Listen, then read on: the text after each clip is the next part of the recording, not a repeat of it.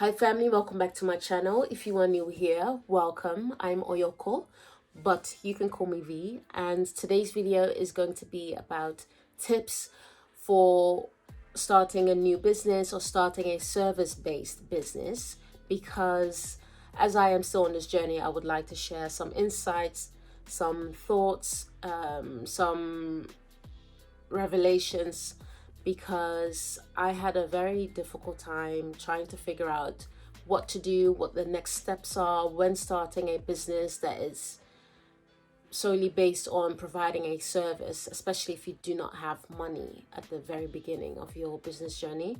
So yeah, I just wanted to share my journey so far, and hopefully it will be helpful. The videos that I watched, most videos that I've watched on YouTube are based on product-based businesses, which is something I do not have. I don't have any products that I'm selling services.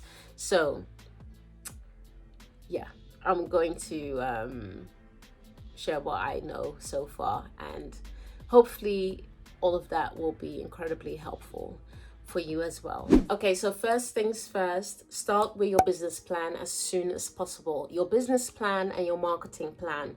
I did not do this. I thought it's just too much work, too much writing. I don't want to do all of that writing now.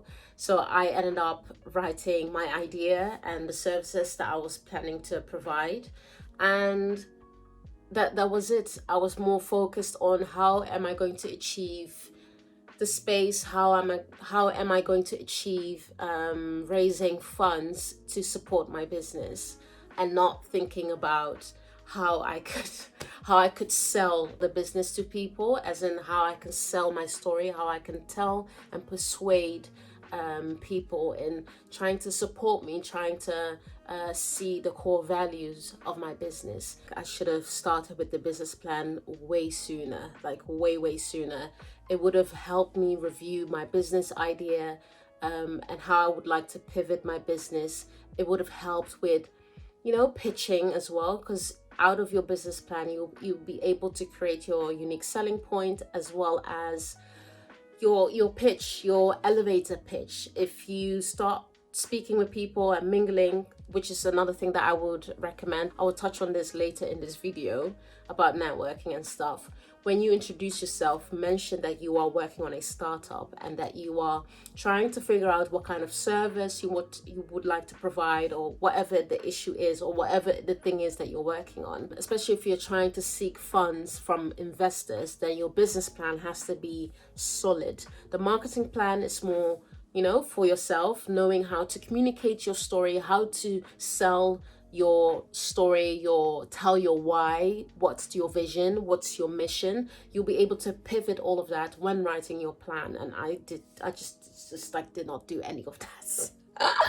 I just focused on, I can do that later. I'm just gonna focus on my idea and what I think, what people need and all that stuff, and not really focusing on all these different elements of the business. And especially if you want to make this business financially viable and you want your business to be credible, which I guess anyone wants, you need to make sure that you write stuff down and review and tell your story. When you are networking, when you're meeting new people, make sure to say that you are working on a startup and you're focusing on these services, or you're trying to come up with a service, whatever it is. There are always people that are willing to help. There are always people that are knowledgeable. There will always be people that are skilled to help you, who are willing to help you. And even if the people that you're speaking with are not knowledgeable in that, arena, they might know people. So don't be afraid to say, oh, I run a business, or I just started a business and I'm trying to do this and that. Just mention it. It doesn't have to be a fully established business. You could be at the very beginning of your business journey. It's always good to mention that you are working on something, that you're trying to transform your side hustle or your passion project into a fully sustainable business. People admire that, and people want to help you when you mention these things. So the second tip is join a business support program.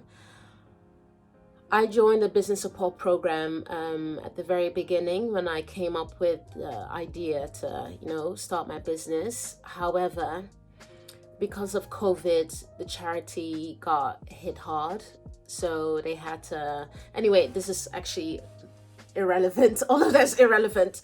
What I'm trying to say is by joining a business support program, it helps you get, or it helps you build leadership skills. It helps you with trying to understand your business idea, especially when you are starting your business. What are things you should look out for? What are things that you should focus on? You have access to experts that can help you. You can build your contacts. You will meet with other entrepreneurs, other people that are starting their business, so you can bounce off ideas. If there are things that you're not so sure about, you are able to reach out to other people and, do meetups and all that stuff. And the most important thing is mentorship. Most business support programs provide mentorship, and I think that is so incredibly and I think that's and I think that is the thing that is very valuable, at least to me. It's incredibly valuable to have someone who is knowledgeable, who has gone through this before, who can help you, who can see the flaws in your thinking, or can see the flaws in the business model, or whatever it is. They can help you, they can guide you. So lots of people, after watching a couple of videos and some people mentioning about not knowing where to find mentorship and all that stuff, finding a mentor usually comes with joining a program or joining a course. But in my case, it was joining a program. So definitely, if you can, and most of them are free. I think all of them are free, depending on your age, depending on your place of residence. Do the research. What is happening in your area? Where can you seek some business advice? Where can you find business support? And reach out to them. I am still in my bootstrapping phase, and for those who are unfamiliar with the term, bootstrapping is essentially relying on your own resources, and this can be the space that you have, the tools, the knowledge, the skills, but also the finances. So your personal investments, your savings, etc. At the very beginning, I decided, okay, let me do a crowdfunding course and raise funds so I can support my business and, get this off the ground. And this was during the first lockdown. I went for a all or nothing campaign, which means that if you do not hit your target, all the money will go back to the backers. And in my case, that's what happened. So it was still a great way to understand that there are people who will back my idea. There are people that are interested and they believe in my idea. The only thing was that crowdfunding, and I'm not gonna, I'm not bashing this method. If you have a loyal fan base, a loyal customer base, then if you want to choose crowdfunding as your way of raising funds, then by all means do that. With me, I didn't have enough people with money that could back me. So if you have done your research and you know that the people that you are trying to provide for or trying to cater to have the money to help you, then definitely go for crowdfunding. What I'm trying to say is apply for funding opportunities that will help you propel your business. In my case, I felt like there was a setback. There was some awareness that I've raised because of my crowdfunding campaign, but it wasn't the right method that would help me take my business to the next level, because I was heavily reliant on my target audience, and my target audience doesn't necessarily have lots of money to support this business. So I need to look elsewhere. So whether this is you trying to find funding from investors, then you know this is where your business plan is crucial, because they would want to know everything from like everything inside and out. So it needs to be a solid plan for you to convince people with deep pockets to say, okay, I'm going to invest in this business. And you know, you could also get a loan. Like, I don't want to get a loan because I just don't want to work myself into debt simply because I want to start a business. So I'm just relying on, you know, my own savings and building that up, as well as applying for grant opportunities and getting funding in that way where I don't have to pay interest. But there are loads of options. It really depends on your business and in what sector you are operating in. Tip number 4 is to upskill yourself. Try to go to workshops, attend webinars. There are loads of business support related, you know, online events that you can attend, and most of them are free.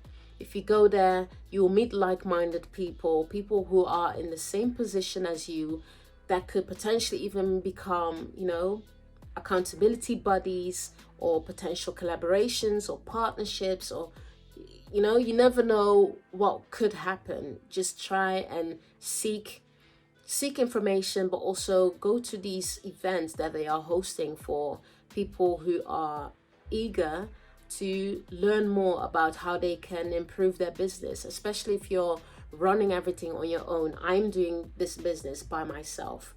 So I try to go to these webinars, I try to go to these other online events, and even in person as well. You can share your struggles. They might know people, they might have solved an issue that you are now dealing with. There are so many opportunities out there, so please don't think that you have to do everything by yourself and that you're the only one going through this and that you're completely alone. None of that has to be true. Go to these things that are there to help entrepreneurs. They are there to help people that are running their startup and have no idea what to do. Like, they are there. Go seek and you shall find. Please go and do yourself a favor and look up opportunities that can help you. Regarding upskilling, I know that there are lots of websites out there that you can go to. Some of them are paid, some of them are free, but you can, you know, seek information on how to do a certain aspect of your business yourself better. I've learned loads of stuff myself by attending webinars, by attending workshops, and reaching out to the host or the guest that they invited to ask for more information and see if they have other events or workshops coming up, and to go to those as well. So don't be afraid to learn as you go, as you are running the business. Even with YouTube, like, I didn't know how to edit any videos. I managed to watch loads of tutorials on YouTube, and now I'm editing my videos in Premiere Pro. I didn't know how to use Premiere Pro, and now I'm doing everything myself. So always try to upskill until you have the money to afford a team, you know? And then you go and look for people that have the skills, the knowledge, the expertise that you do not have, to make sure that that part of your business is excelling. And until then, if you don't have the money, then you have to do it yourself. So go and upskill, go and learn and improve your business until there are people there that you can pay to do it for you. Just saying. Okay, tip number 5. I'm going to try and rush through this. Tip number 5 is time management. It's so important to know how to manage your time, especially if you if you're working full-time or if you're working part-time, if you have several other projects or other things that are happening. You need to make sure that you make time for your business. It takes a lot of effort. It takes a lot of patience, perseverance. You know, you will have moments where you feel crap. Where you feel crap. And oh my God, I was not thinking about crack at all. That's no. Okay, again, seriousness. So where was I going with this? Oh, I lost my train of thought. if you're working full time and you're trying to make this business thing work, then you have to be on your A game when it comes to time, knowing how to manage your time. And there are loads of tools that are out there. Some are paid, some are free, that can help you with trying to make sure that you are ticking off all the things that you need to do. There's actually a video on YouTube that I really, really like, and it's so soothing, and it has like such relaxing music, and it's just 50 minutes, no, not 50, 15 minutes of working and a 5-minute break. Or was it 20 minutes? I don't remember anymore. I think it was 15. No, maybe it was 20. Anyway, look it up. Look up this method. It does really help.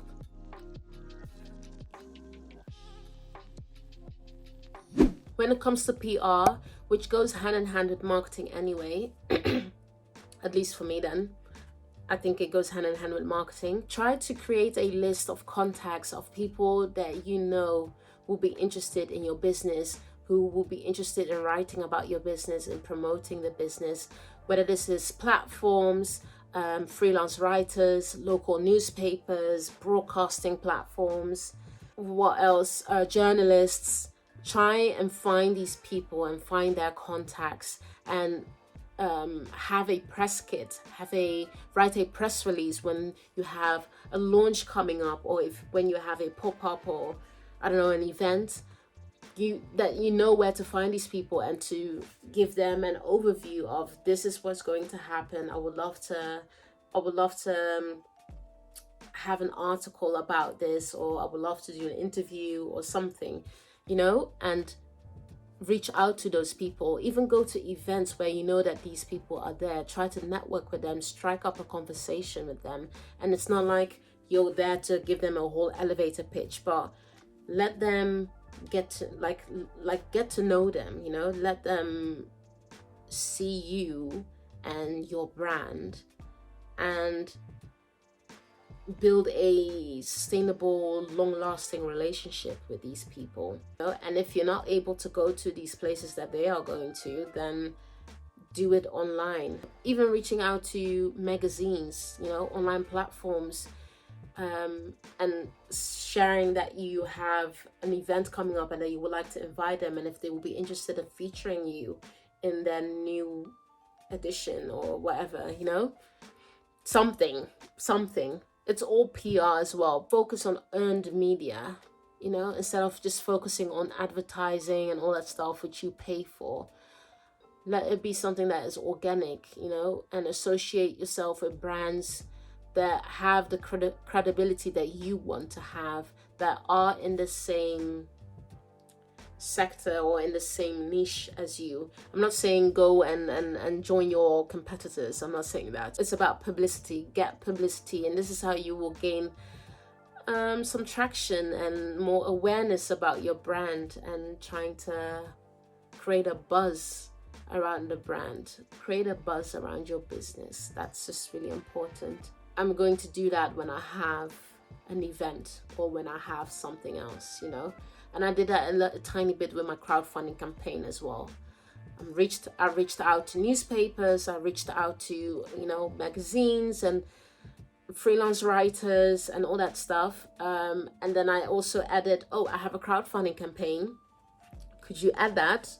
Because if people are interested, if their audience is interested, they will go and look me up. And if they are, sold, they would invest in me. They would donate some money. So trying to, when you are creating your marketing strategy, to look at the PR side as well. Where can you gain more publicity?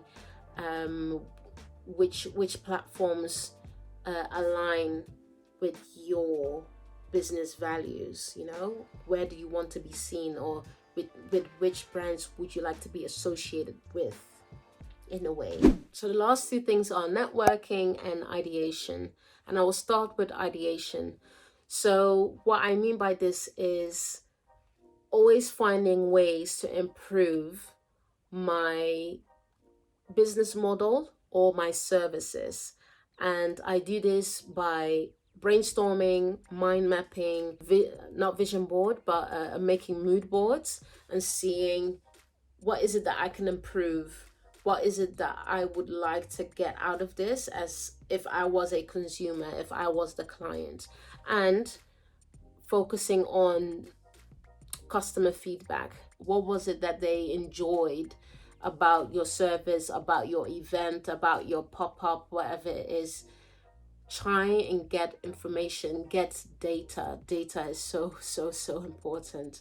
So yeah, use that as a way to fuel your creativity and see where you can improve your service, and look at your competitors. What are they doing well? What is, in your opinion, not going well, or not going well as much, and see how you can improve yours. And I'm still working on this. I'm not saying that I have figured all of this out. I'm still working on this, but I know that this is something that I really find valuable. And especially if you want to create an experience for people, all of these things matter. So, and I guess this is something that will also come through in your marketing plan, when you're creating marketing strategies, when it comes to the brand identity, how it is received, what is the feeling that people get, what are the first thoughts, or which words are associated with your brand. All of that, is part of the experience. So if you are brainstorming, if you are creating mood boards, then think about these things too. And then with networking, I would say do that as much as possible, and you'll be surprised how many opportunities come through because you know the right people. I highly recommend networking and leaving people with your business card. You never know. You never know. So, but yeah, basically that's it. Those are the tips that I have for starting your service-based business when you have zero money. So yeah, I hope this was helpful, and yeah, I don't have anything else to say. So I think I'm gonna wrap it up. If you have any tips, if you have any other add-ons that you would like to share, then please do mention all of it in the comments section down below. And that's it. So I hope you are well, I hope you go well, I hope you stay well, and I will see you in the next video.